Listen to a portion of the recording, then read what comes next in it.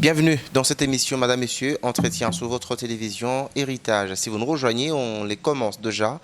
Nous recevons pour vous les députés nationaux Nanou Memba, élus de la circonscription de Kipushi. Kipushi, territoire, ville, cité, on ne sait pas encore. On va avoir la confirmation avec lui parce qu'il est élu de Kipushi, bien sûr.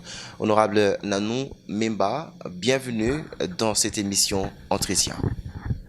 Merci et encore une fois, bonjour. Vous allez très bien. Très bien, merci. Kipushi, territoire, ville ou encore une cité, qu'est-ce qu'on peut retenir de tout ça? Par rapport au texte, je crois que nous référons au décret le 13020. Kipushi a déjà son statut. Et la démarche qu'on a eu à faire à Kinshasa, c'est d'avoir aussi, pour ne pas dire, nous avions eu aussi l'avis favorable du VPM qui a confirmé que le décret n'était pas abrogé. Le vice-premier ministre et ministre de l'Intérieur. De l'Intérieur, oui. Donc, le décret n'a jamais été abrogé et il nous a donné son avis favorable.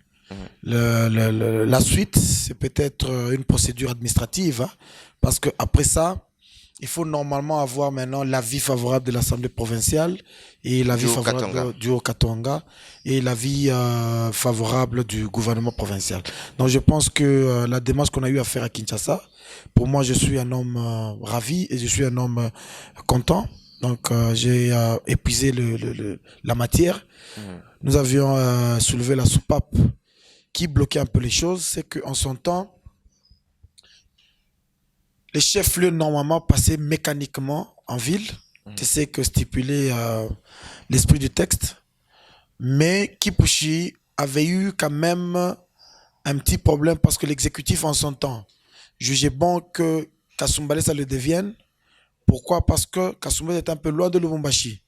Et en suivant la cartographie, il était plus motivé que le développement se fasse un peu plus loin que Lubumbashi pour permettre à ce que tout le Haut-Katanga puisse décoller. Kipushi, Lubumbashi, il y avait proximité des villes et on avait jugé bon en son temps de ramener cela à Kasumbalesa. Et aussitôt arrivé à l'Assemblée nationale, on a compris qu'il fallait comprendre d'abord pourquoi il y avait cette compensation. Et en échangeant avec le VPM, il nous a donné son avis favorable et nous sommes contents pour ça. Et aujourd'hui, Kipushi est une ville. On attend juste l'avis favorable de l'Assemblée provinciale et du gouvernement provincial du Haut-Katanga. L'enfant est né, on attend juste à ce qu'on lui donne le nom. Mais ceux qui vous traitez de lâche, excusez le terme, parce que vous avez cédé aux pressions de vos collègues élus de Kasumbalesa pour que Kipushi reste territoire et Kasumbalesa saute sur vous pendant tous ces temps-là, à ces temps-là. Il faut faire tomber le rideau. Hein. En son temps, moi, je n'existais pas encore. J'étais Nanou Memba, homme d'affaires et non politique. Et je suis arrivé, on a levé la soupape. Et vous êtes content pour ça? Comblé, oui. Quels sont les avantages alors pour la population de Kipushi, vu les statuts actuels, au niveau de la représentation nationale? Bon, les avantages, d'abord il faut le comprendre, hein, c'est quand on parle d'une ville, c'est automatiquement différent d'un territoire. Hein. Mais je veux quand même vous soulager en vous donnant 2-3 exemples. Vous savez que les services d'accompagnement au niveau territorial, pour ne pas dire auprès de l'AT, sont toujours différents des services d'accompagnement auprès d'un maire de la ville. Ça signifie qu'aujourd'hui, si réellement l'avis favorable tombe le plus tôt, nous aurons des divisions à Kipushi. Et la jeunesse qui nous a toujours accompagnés, que vous connaissez très bien, ne cesse de nous rappeler qu'il y a un problème de chômage. Donc nous pensons qu'en créant Kipushi, en ramenant Kipushi à un statut de ville, et nous pouvons aujourd'hui employer réellement les jeunes de Kipushi et leur donner l'emploi dans la fonction publique. Ça, c'est un exemple. Segundo, j'espère que vous êtes quand même travailleur. Vous avez une fiche salariale. Vous savez comment ça se calcule, comment on fait pour vous donner le salaire final. Donc, il y a le brut qui dépend du SMIC et il y a les avantages qui sont entre autres le transport, primes, heures supplémentaires, ainsi de suite. Et ça se calcule par rapport. Là, je prends un exemple, par exemple, pour les enseignants. Aujourd'hui, il est vrai qu'un enseignant de Kipushi ne touchera jamais le même montant que celui de Kinshasa. Parce que celui de Kinshasa, il est d'abord dans une ville capitale. Et quand on calcule son transport, il est compatible ou calculé par rapport à ce que ça coûte dans une ville. Mais quand on calcule le transport de celui qui est dans un milieu reculé, pour ne pas parler d'un territoire, vous comprenez aussi que le coût sera différent. Et aujourd'hui, Kipushi n'est pas la vie à Kipushi, elle n'est pas réellement différente d'une vie à Lubumbashi, car nous avons cette proximité des villes. Donc c'est un avantage en prenant les statuts des villes, même les rubriques retenues aux avantages salariales changeront. Tertio, je peux peut-être aussi vous dire aujourd'hui qu'en devenant ville, nous aurons la possibilité d'avoir une gestion indépendante, de créer nos projets. Et moi, en tant qu'autorité budgétaire, je pense que quand j'ai fait un appel de fonds pour une ville, ça sera différent que quand je l'ai fait pour un territoire. Donc il y a beaucoup d'avantages liés à cela. Il faut que ces débats soient réellement dépassionnés, sans émotion, de comprendre que quand le décret demanda à ce que le chef-lieu devienne ville, moi, Nanou, je n'existais pas. Et aujourd'hui, si Kipushi devient ville, nous applaudirons pas pour Nanou, mais pour tout le monde. On va regarder maintenant ce reportage réalisé à Kinshasa. Vous avez rencontré le vice-premier ministre et ministre de l'Intérieur, Gilbert Kankonde, qui vous a reçu et il vous a remis un document pour la ville de Kipushi, on va le dire ainsi. C'était son avis favorable. Voilà, on va regarder ça. L'intrépide honorable Nanou Memba ne cesse de se démener pour le bien-être du territoire de Kipushi et de ses habitants. L'homme à la politique de l'ouverture, initiateur d'une question écrite au vice-premier ministre, ministre de l'Intérieur, Sécurité, Affaires coutumières, Gilbert Kankonde, quant au statut de Kipushi, a été reçu en audience par celui-ci. Le self-made man a trouvé satisfaction à sa requête dont il réserve la primeur de la réponse au gouverneur du Haut-Katanga. Je suis initiateur d'une question écrite en son temps où j'ai interpellé le ministre par rapport au statut reconnu à Kipushi de devenir ville, mais hélas, cela n'a jamais été appliqué. Il est vrai que je viens de recevoir la réponse officielle de l'Excellence par rapport au statut de Kipushi, qui doit passer des cités en ville et dont je garde la primeur au gouverneur du Haut-Katanga et aux députés provinciaux. L'élu de Kipushi, soucieux du devenir de son territoire, jadis maillon important dans la chaîne de l'économie congolaise, ne jurant que sur le retour de sa circonscription sur la grande scène, a profité de l'occasion pour parler sécurité et unité de la population, sujette des conflits de succession coutumière. Nous avions aussi échangé sur le renforcement des effectifs et de la sécurité en province en général, comme je l'ai dit, mais en particulier à Kipushi. Tout a été dit et je crois que comme c'est un problème sécuritaire, je garde aussi la primeur au gouverneur de province que je verrai la semaine prochaine aussi à Lubumbashi et aux députés provinciaux. Et enfin, on a parlé des conflits que vous connaissez dans les secteurs coutumiers, des conflits fonciers. Vous savez qu'aujourd'hui, en matière des champs, nous avons des petits problèmes avec la Zambie, mais il n'est pas important pour moi de venir alerter. C'est un conflit qui se gère déjà au niveau local, mais il était impérieux et important que le VPM soit saisi de cela. Épris de l'amour de la patrie, de paix et solidarité à l'instar de son modèle Joseph Kabila, l'honorable Nanou Memba a navigué dans le sens du dialogue pour le renforcement de la cohésion de la coalition FCC Cash. Des retombées de cette audience, Kipushi en aura énormément, entre autres une probable visite de Félix Antoine Tshisekedi. Et il m'a même promis que bientôt il y aura une tournée du chef de l'État et il promet d'inscrire Kipushi afin que le chef de l'État, son Excellence Félix Tshilombo, nous visite aussi à Kipushi. Et je pense que nous sommes en train d'aller vers la réussite et comme je l'ai toujours dit, la confirmation et la cimentation de cette coalition qui s'appelle FCC Cash. Voilà ce qu'on qualifie de faire la députation autrement. Voilà, on vient de voir ce reportage réalisé à Kinshasa dans le bureau du vice-premier ministre et ministre de l'Intérieur. En tout cas, il est favorable pour transformer Kipushi en ville. Oui. Et aujourd'hui, c'est un acquis. C'est un acquis. Ce qui nous reste, c'est la voie administrative, comme je l'ai dit. Il nous faut maintenant l'avis favorable de l'Assemblée provinciale et un soubassement, pour ne pas dire aussi l'avis favorable du gouvernement provincial. Donc pour moi, je pense qu'il revient maintenant aux députés provinciaux de continuer la procédure pour que nous puissions arriver maintenant à avoir Ces statuts de ville. ce statut et avoir le communiqué final Mhm. pour que nous puissions tous célébrer cela. Pendant les vacances parlementaires, comment vous avez trouvé Kipouchi à l'état actuel?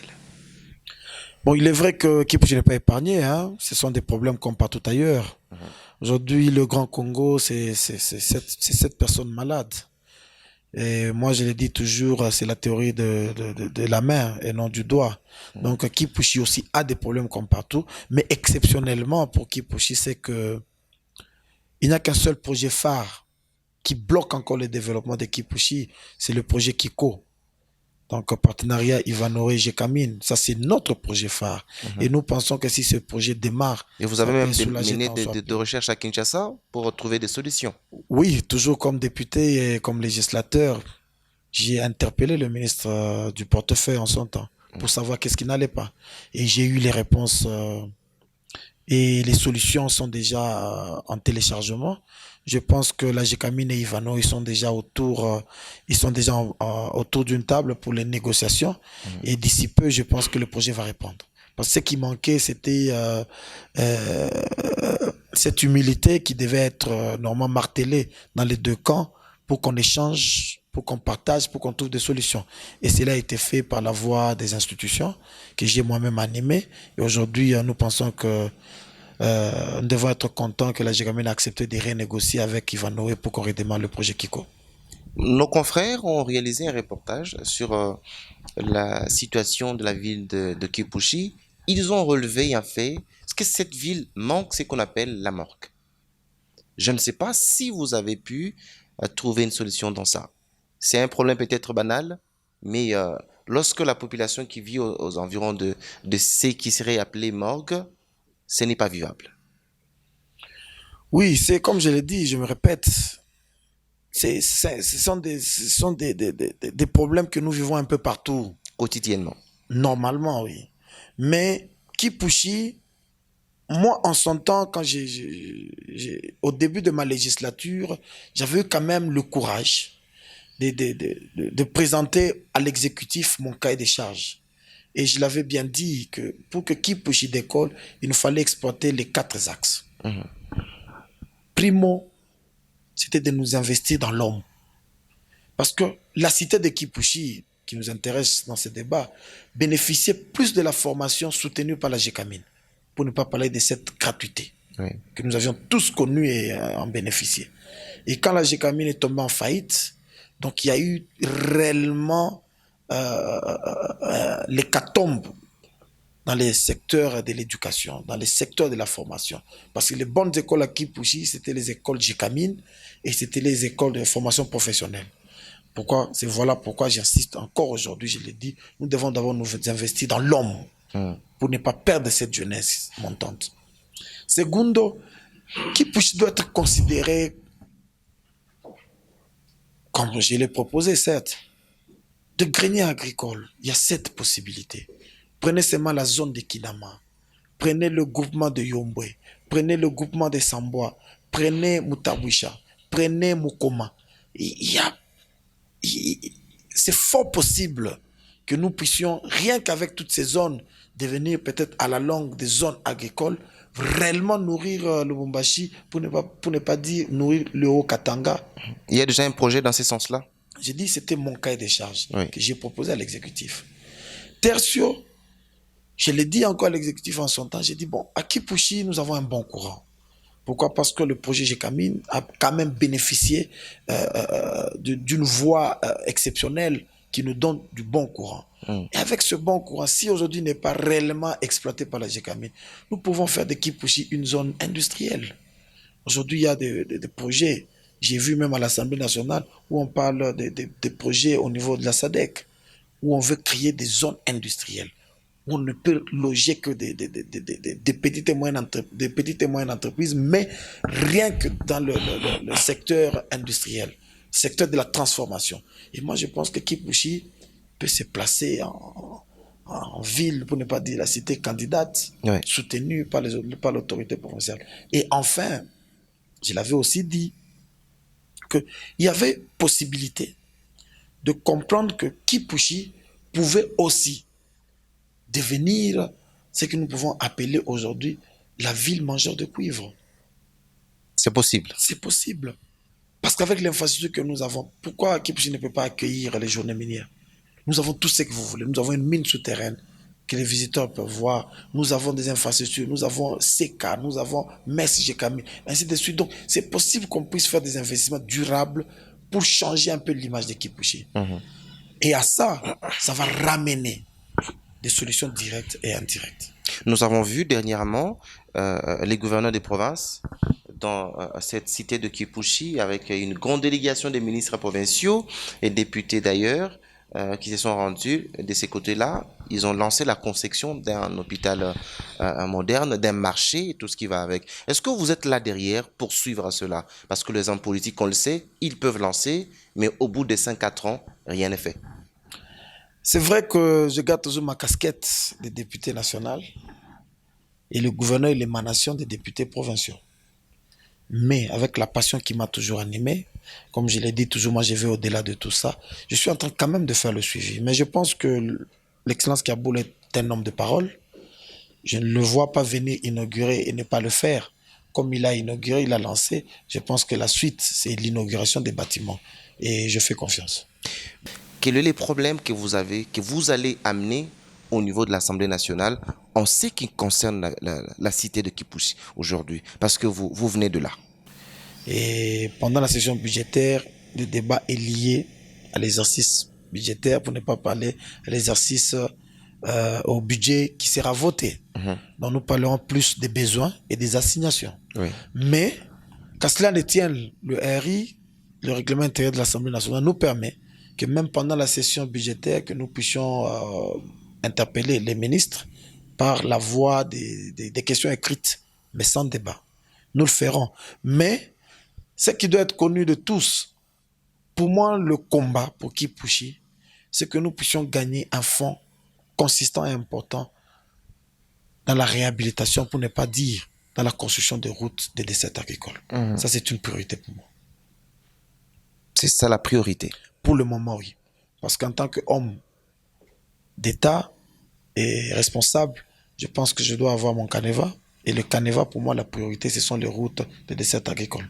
Et la population de Kipushi aujourd'hui, lorsqu'elle vous a accueilli, y a-t-il des solutions trouvées à quelques problèmes? Oui. Entre autres, Kiko, je Oui. l'ai dit ici, nous avons trouvé des solutions. Le dossier Kiko était sous formol. Mais c'est suite à notre courage que nous avions ramené les deux parties à la table de négociation. Ça, c'est important. Segundo, il y a les projets au niveau provincial. Voilà pourquoi j'en profiterai de mon micro pour dire merci à l'excellence que moi j'aime bien appeler l'honorable Kaboula, parce qu'il est quand même député national, malgré qu'il a préféré venir servir... Provincial en même temps. Oui, malgré qu'il a préféré venir servir son haut Katanga qu'il aime tant. Donc, il y a aussi ces projets qu'il a lancés. Et il a promis de résoudre tous les besoins, pour ne pas dire de notre cahier des charges, qui a aussi été déposé par le collectif des députés provinciaux et nationaux. Donc, nous pensons que petit à petit, malgré que nous venons d'une période critique, l'État, la crise sanitaire, et avec ce qui se prépare, Kipushi doit être heureux de nous avoir comme députés. Très heureux d'ailleurs. Je pense, oui. Merci. La situation sociale de la cité de Kipushi, comment vous l'avez trouvé? Les quotidiens de la population. La situation est très précaire. Pourquoi? Parce que, c'est comme je l'ai dit ici, peut-être que je n'ai pas explicité, le territoire de Kipushi, en général, la cité de Kipushi était réellement une zone minière. Elle ne dépendait que de la GKMI, en tout et pour tout.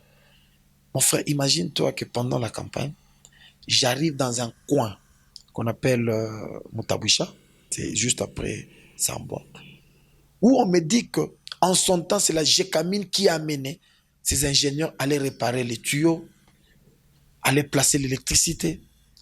Tous les travaux étaient réalisés par la GKMI.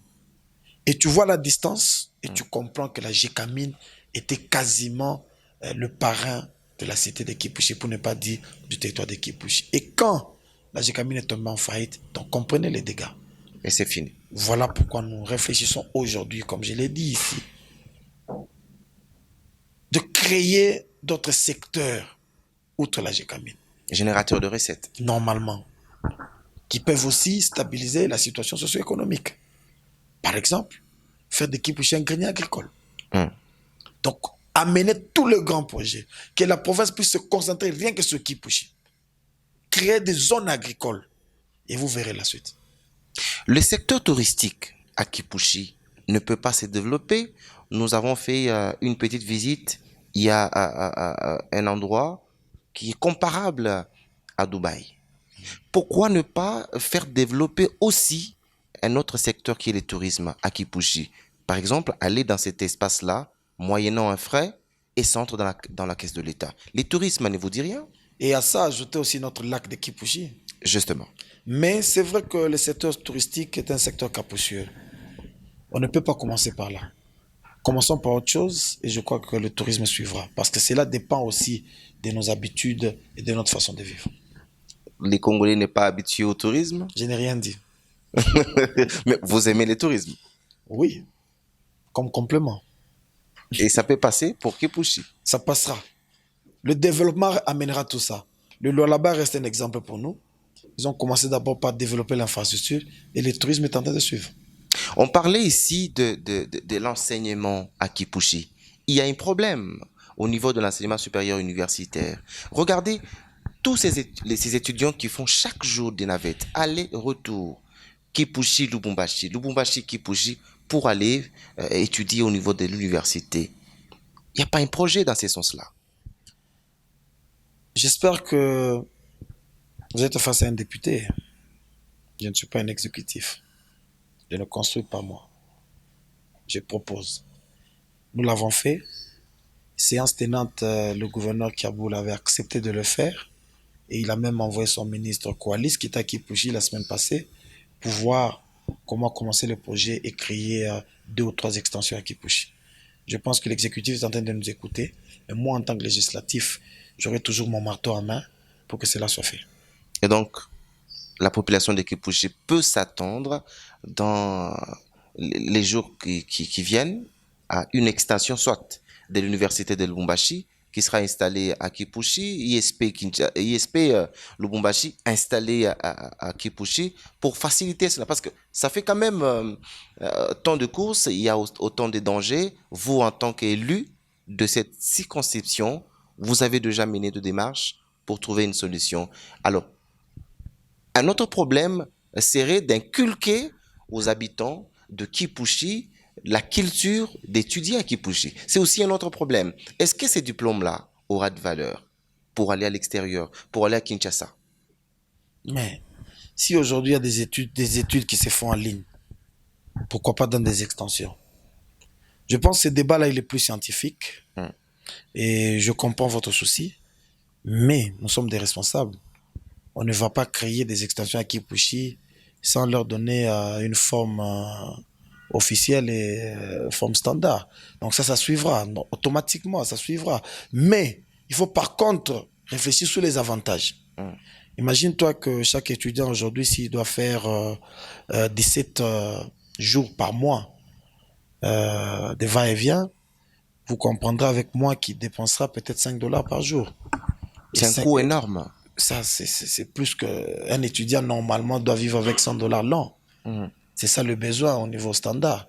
Et pour Kipouchi, vous sentez que malgré que la GECAMIN est en faillite, mais nos étudiants doivent bénéficier de ce soutien-là des parents. Donc ça sera pour nous un soulagement. Voilà pourquoi moi j'appelle ce projet et cette demande des demandes épines. Donc c'est une priorité, c'est une épine pour nous et ça doit être réalisé. On va parler un peu de bourses. Qu'en pensez-vous des bourses au niveau de Kipouchi? Pour relever ne serait-ce qu'une certaine tête à Kipouchi, qu'elle soit vue quelque part. Bon, c'est vrai que s'il faut que je le dise, je dois être clair. Ça, c'est un projet de mon cabinet. Nous réfléchissons aujourd'hui comment nous investir dans l'homme. Et quand on parle de l'homme, il y a 2 secteurs. Pour nous, c'est former cette jeunesse. Et la formation, pour nous, doit être une formation professionnelle. Parce que nous pensons qu'avec une formation professionnelle, directement, nos jeunes seront déversés dans le monde de l'emploi. avec le besoin du développement qu'affiche le Congo, pour ne pas parler du président de la République. Segundo, c'est d'organiser des bourses, soit avec les partenaires ou avec nos moyens de base. Ramener les jeunes à être connectés partout ailleurs pour peut-être bénéficier d'une formation de chez nous avec nos moyens et revenir à Kipushi pour aider Kipushi. Je vous dis que nous avons déjà, mais dans un autre secteur qui va peut-être vous faire rire, mais nous avons commencé par là. On vient de créer une académie de football Et voilà. à Kipushi, qu'on appelle AFK, Académie de football de Kipushi. Et dans cette académie, il y aura un plan, un financement de certains jeunes qui vont bénéficier d'une formation en dehors du pays. Mais dans les statuts d'AFK, la communauté de Kipushi est partenaire.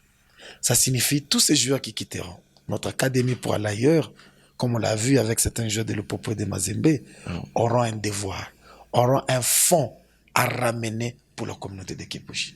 Donc nous sommes en train d'y réfléchir. C'est vrai que nous sommes un peu limités aux moyens financiers, mais là, nous créons un pipeline avec des partenaires pour au moins avoir des bourses pour nos jeunes de Kipushi et les voir aller évoluer ailleurs avec comme condition revenir servir Kipushi. Voilà, on va passer au moins parler de la politique. Je sais que vous êtes en politique. Je n'aime pas la politique. Mais vous faites la politique. Je suis venu en politique pour combler le vide. Voilà, nous avons vu sur le média, nous l'avons entendu dire quelque chose. Qu'est-ce que vous pouvez dire aujourd'hui de l'état de santé de la coalition FCC Cash? Par rapport au squelette, je pense que c'est une coalition très importante. C'est une coalition qui nous ramène même à cette paix que nous vivons. C'est une coalition qui nous ramène même à cette démocratie que nous vivons. Et c'est une coalition qui doit être protégée. Regardez aujourd'hui les députés, un certain député qui aurait dit, il dit qu'il faudrait que les élections passent des suffrages universels directs à indirects. Vous pensez que c'est une bonne proposition ça? Ce n'est pas aller à l'encontre de la Constitution? Je suis membre d'une formation, pour ne pas parler d'une plateforme politique, où chez nous c'est la discipline d'abord. C'est le FCC, la plateforme politique de son Excellence le sénateur à vie Joseph Kabila Kabange. Je pense qu'à ces débats, vous aurez ma réponse par les voies légales, qui sont soit par notre coordonnateur, le professeur Néhémi, ou par notre porte-parole. Je n'ai pas un mot à y placer, je suis législateur. Aujourd'hui, nous pensons que la constitution que nous avons, elle est bonne pour tout le monde. Nous pensons que la loi sur l'organisation de la CENI, elle est encore bonne pour tout le monde. Et s'il y aura des modifications, une réforme, ça passera par des voies légales. Mais vous êtes pour cette proposition? Vous, en tant que député national? J'ai bien dit, ma position sera imprimée par des voies légales. Nous l'avons également entendu sur les réseaux sociaux. Les députés nationaux, votre collègue Félix Kabange, qui aurait émis des propos qui vont à l'encontre de l'unité du pays. Il serait en train de prôner la haine, la division et tout ce qui va avec. J'ose croire que vous avez eu la vidéo, que lui-même parle en face du gouverneur de province. Ces genres de propos, vous avez des conseils à lui donner? J'ai fait d'abord un constat par rapport à ça. Il a seulement étalé tout ce qui s'est dit tout bas. Il a eu le courage de le dire. Ça, c'est de un. Segundo, la réalité nous interpelle tous. Nous vivons aujourd'hui l'invivable. C'est vrai que dans une société, il y a toujours des normes pour ne pas blesser les autres. Je pense que l'honorable Félix Kabange a pris le courage de nous dire et de nous rappeler, pour ne pas dire de nous faire le tableau de ce que nous vivons au Katanga. C'est vrai que la pilule a été amère, mais importante pour notre santé. Nous avons tous entendu et nous devons recadrer notre façon de vivre. Est-ce qu'il faut l'avaler, cette pilule? Oui, c'est une bonne pilule, importante pour la santé. Vous vous êtes également insurgé contre une certaine situation qui s'est déroulée au niveau de Kasumbalesa. Vous avez fait une déclaration au niveau de Kinshasa, une certaine opinion qui s'insurgeait contre votre collègue, le député national Serge Condé. Expliquez-nous un peu la situation. Bon, tu sais, en tant qu'Africain, en général, en tant que Congolais, nous avions eu la chance d'être colonisés par, bon, je parle du Congo, hein, Oui. par les Belges. Et la seule chose que les Belges ont inculqué en nous, c'était le vivre ensemble. C'était les petites notions de nous accepter et de nous respecter.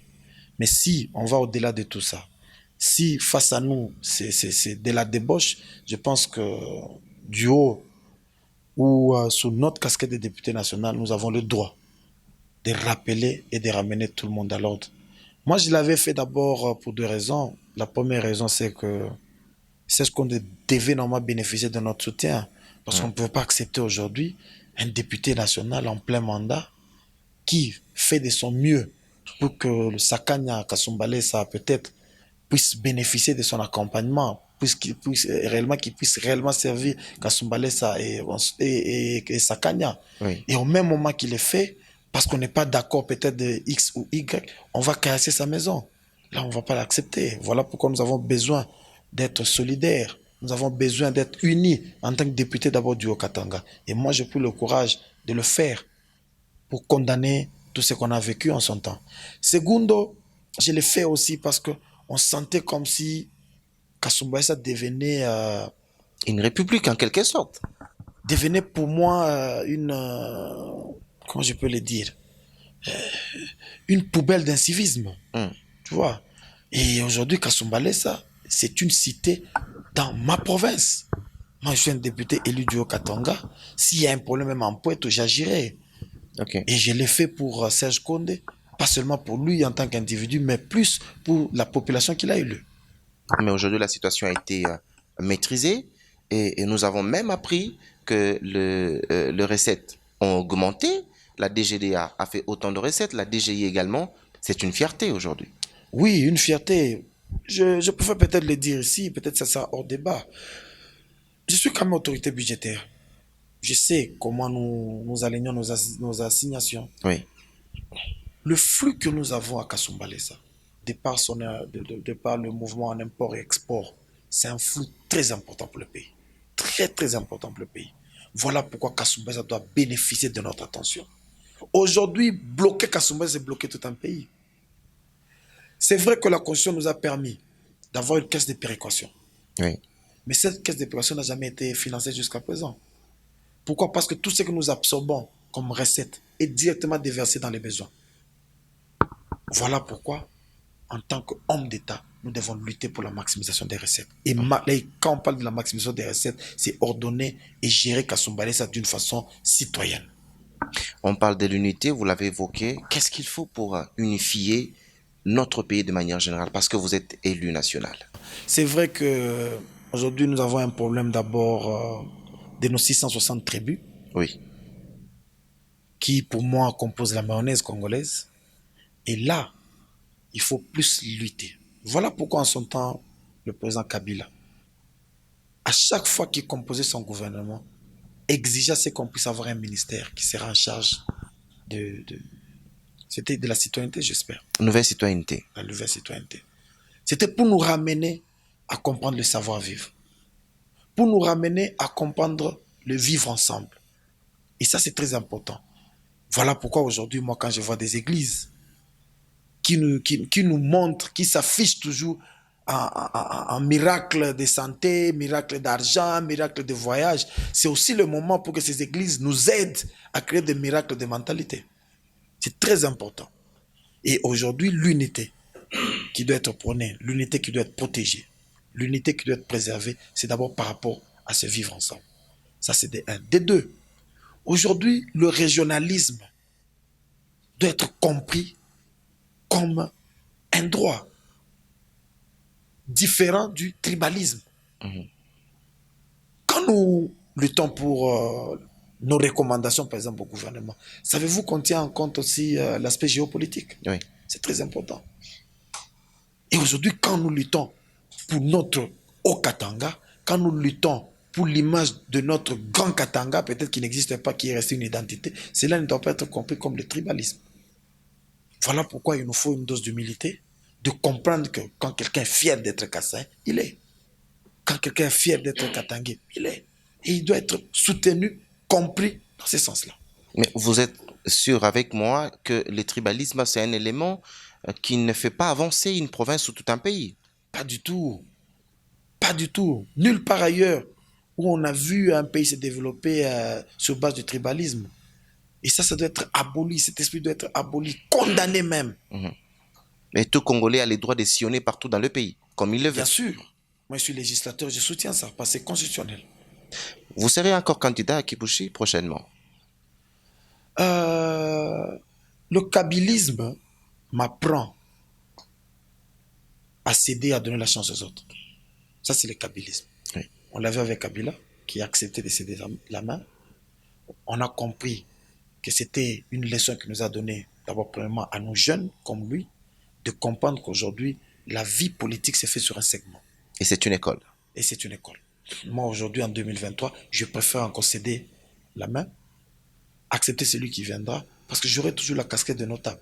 Et j'essaierai toujours consulter.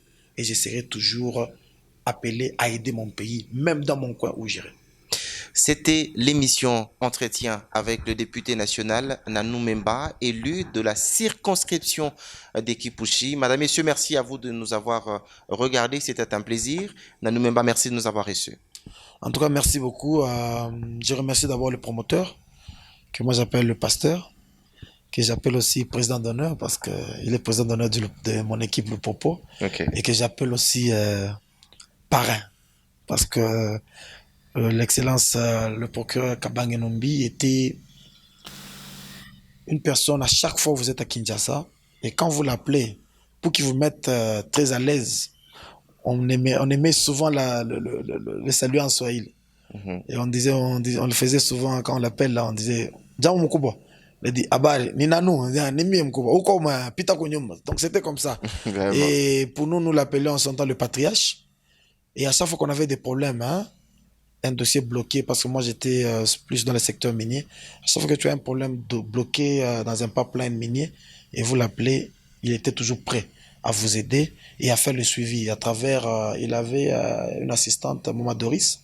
C'est Maman Doris qui appelait souvent. Non, et aujourd'hui, je pense que le vieux nous manque. J'irai peut-être prochainement prier dans son église et je le verrai pour encore une fois lui dire que nous sommes fiers de lui. Merci pour les compliments. Merci. On se retrouve dans un autre nouveau numéro d'entretien, certainement avec un nouveau invité également.